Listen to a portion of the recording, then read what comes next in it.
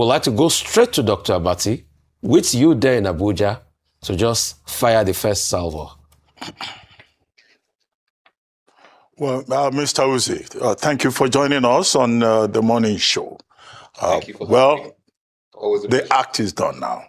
We now have Electoral Act 2026. Yes. But let me ask you, the law has passed. Does it meet your own expectations? Because this morning I was talking about expectations.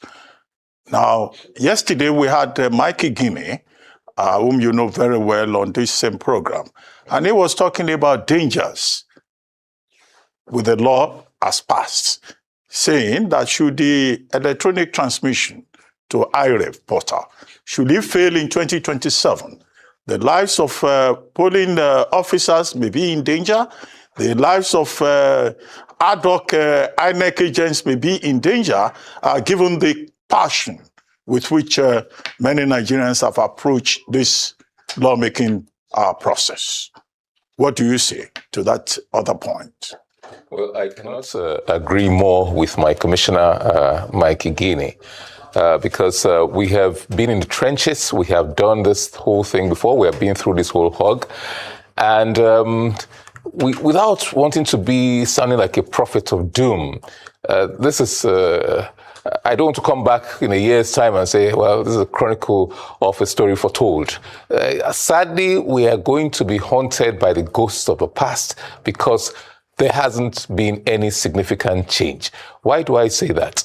In the past, we're involved in election administration. We saw the use of the card reader and the provision that was made by the commission in case the card reader fails. In case the card reader failed, we used what we call the incident form. The incident form to a recorded incident. Look, this is a card reader that is supposed to be used for accreditation, but unfortunately it failed. So rather than disenfranchise any registered voter with a valid card, we said fill a form, the incident form, and you're allowed to vote.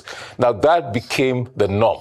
That became the norm because people just ignored the card reader completely and then decided to use the proviso, decided to use that lacuna in the law. With that in mind, if you say transmission failed, then you allow the primary evidence of voting and scores of candidates is on the EC8A, the manual, the paper. Then people will just discard, and your presiding officer comes and says, sorry, the transmission failed. Whether he tried or he did not try, perhaps he has been compromised, he will say it failed, and so collation officer, returning officer, please use my EC8A, use the manual. So that lacuna now becomes, the proviso now becomes the norm. That is our fear, and our fear is borne out by our past, by things we have experienced in the past. So when we say that we should not allow the ghosts of the past come haunting us, unfortunately, we have opened the gates wide open for that to happen. Otherwise, if as an honest presiding officer tries to transmit, and as it's alleged to have happened in 2023, the signals are jammed or they change the code and you cannot transmit. The community, people around there might pounce on him and say, no, you are being funny, you have been compromised, you want to change things. His life, therefore, is actually at risk. His life and the life of all those young Nigerians that are put out on that patriotic duty to conduct the elections, they are now at risk. Even though he's honest, he's played by the rules, he has done everything as expected of him, then you see his life gets into risk. Yeah, but I asked you about expectations with the law now in place. I think that's the point. Expectations, they're not much in terms of expectations. Not much that if you keep doing the same thing and expect a change in outcome, you know the definition of madness. And that is what it is. My expectations and the expectations of many Nigerians are not particularly high. The expectations are that if people would do the right things, but we assume that because of our history, people may just not do the right things. Some people may not do the right things. And because of that, there cannot be a different outcome. We still don't know what happened in 2023 with the presidential results. The National Assembly was fairly okay with the presidential, both conducted and same day. We still don't know what happened. So what kind of expectations? We don't expect anything different than what happened in 2023. Sad enough. Sadly, what we expect is lack of transparency, shenanigans, stealing elections, stealing votes. I mean, that's what a lot of Nigerians expect, and that's just it from what was passed. But let's talk some real talk. as we speak today, please confirm for me, has INEC written any guidelines to follow this law that was just passed? And secondly, the president has assented a law in 24 hours. Did he read through it properly? Did the Attorney General look at it? Did they even clean it up? What did they even pass? Did they harmonize what happened in the National Assembly? Because, I mean, correct me if I'm wrong, I'm not sure I saw anywhere where they harmonized. They just had a concert on Section 60 of Section 3 and I think Section 84 where they talked about indirect or indirect primaries and all of that. I've not seen where they harmonized line by line. So did the president go through the rigor? Is this not going to open them up for litigation? Then what are even the guidelines? What will you advise as the guidelines we should write around using this law that has been passed now? Did INEC even see it before the president assented to it? These are some of the questions. Yes, Rufia, you rolled up quite a number of pertinent questions there, several of which I'm afraid that I can only speculate. I'm not part of INEC, I'm not part of the presidency, and but let us look at the circumstantial evidence to draw certain conclusions. As for INEC, no, INEC could not have written guidelines for a law passed less than 24 hours ago. I don't think we have that kind of efficiency. I'm not even too sure whether a certified copy of the law has been forwarded to INEC. I don't know about that, and I'll be very, very surprised, because it must go through a process. It must go back to the National Assembly, and the clerk has to certify that what was transmitted to the president is the same thing as what he signed. So what was transmitted is now the law. He now certifies that and then gazettes it. That process, I do nobody with the speed with which the president assented to that. I'm sure they can do that in 24 hours. Yes, the speed worried me. Some people might say it was undue haste. We want laws to be passed with some certainty, with some speed, but when it's done, you make haste slowly. With the controversies that surrounded the passage of that bill, I thought the president should have referred that bill as passed, as harmonized, to his attorney general. He's a very distinguished lawyer. He's been involved in some of the most controversial, some of the most important pre-election and election petitions in this country. So well-versed. And I think the team in the Federal Ministry of Justice is well-grounded. I think they should have used a tooth comb to go through that bill as passed before presidential assent. And also, I think the input of INEC after the harmonization ought to have been sought. Now that the thing was done in less than 24 hours, definitely a thorough examination of that, appraisal of that bill could not possibly have been done by all the people who should have been done. Is it open to litigation? Probably not. They passed through the process. The process says, look, the National Assembly goes, both houses harmonize the variations in both bills. When they harmonize that, they send it to the president. It goes back to the house, the respective houses of the National Assembly, and then it goes to the president. So they follow the law. Whether they follow the spirit of the law is a different thing. We did not see that committee, the harmonization committee, go through the disparate clauses as passed by the House of Representatives and as passed by the Senate. We did not see that. Whether they did or did not, I don't know. What we saw were excerpts from the reconsideration and the House of Reps going chapter by chapter rather than clause by clause, or rather than looking at the disparities in both. We just saw them group, chapters 1, sections 10 to 20, pass, in a very almost perfunctory manner.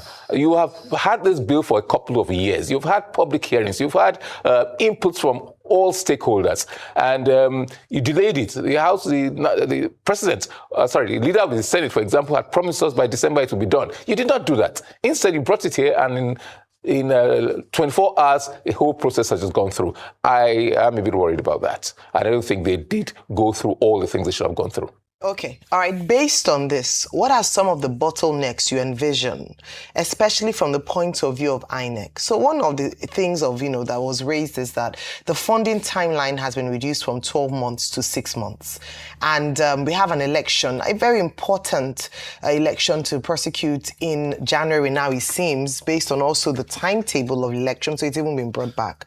Do you think that INEC could be ready enough to give Nigerians a free, fair, credible election based on this new legislature and based on the timeline, the limited now timeline that they have?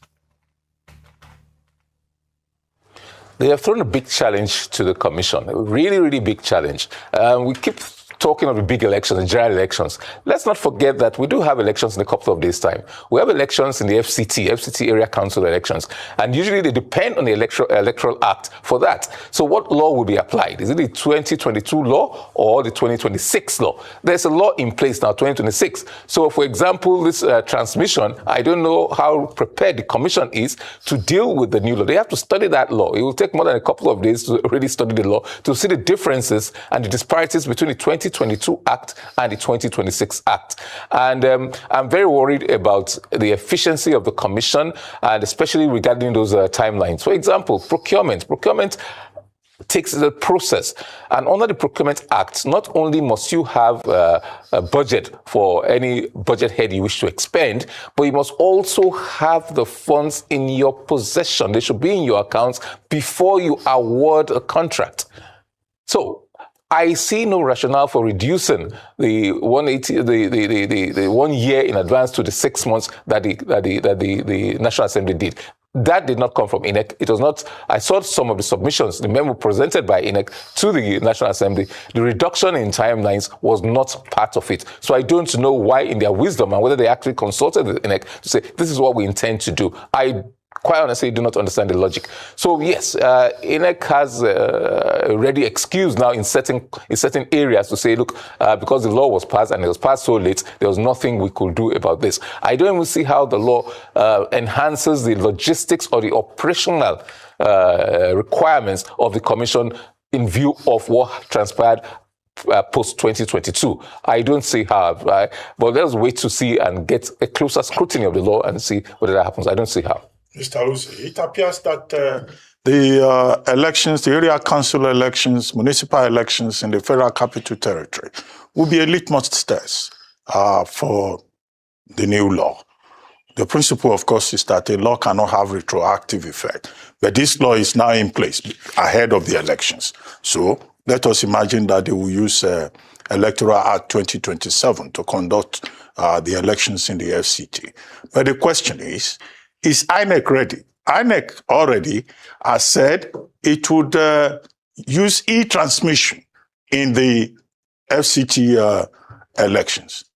Do you think INEC is ready? The same INEC that is just asking for about over 200 billion to cover technology procurements, to upgrade technology. Would they pass this test or fail it? Readiness of INEC? Well, only time will tell. In about a week or two, we'll probably come back here and answer that question. I've been far removed from the commission. I've been out of the commission for almost 6 years now. So I really don't know. I cannot speak authoritatively about its preparedness. I can only be outside looking in. I have spoken to several officials of INEC, and the assurances have been given that they are ready. They were waiting for the electoral framework, but preparations had gone on with the existing framework as it was up till yesterday. But after yesterday, the new law kicks in. In many regards, it's still almost the same thing as the old law in many regards. And actually, INEC has been doing transmission or attempting to do transmission right from 2019, 2020. First governorship widespread use of transmission and the IREV was done in, I think, the dual governorship election of 2020. So it has had a lot of practice. And the law still says you should transmit. The difference is the proviso that if you transmit and it fails or it does not get to the portal, then you are allowed to use the C8A, the form. So I expect that it should be prepared. There should be no excuse to say the law was in that regard. There should be no excuse to say that the law was only just passed, because it's still the same basic thing. The difference is that the law seemed to suggest, it gave with the right hand, and that is that use e-transmission, now recognizes e-transmission, but taking with the left hand that in case that does not work, then this is a fallback position. So it has. IREV, we've been told repeatedly, is a viewing portal. So whatever is shown on IREV portal, would that be the main thing? Whereas the law says the primary thing is from EC8A, manual collation. I haven't seen what was signed by the president, so I'm circumspect about commenting too much about that. But amongst the drafts of the bills that we saw before, the bill attempted to upgrade, if I may use that word, upgrade IREV to part of the collation system.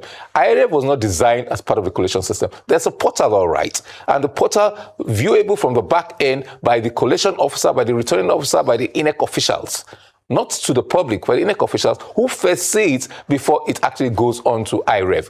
And that's part of the confusion. If they put IREV as, elevates it as more than a viewing portal, then it changes the character of what IREV is. So IREV has a dual role. It's both a viewing portal for the officials at the back end, but also a viewing portal, it's no longer entertainment, it's no longer television for the public to watch, but it's now upgraded, elevated to more than that.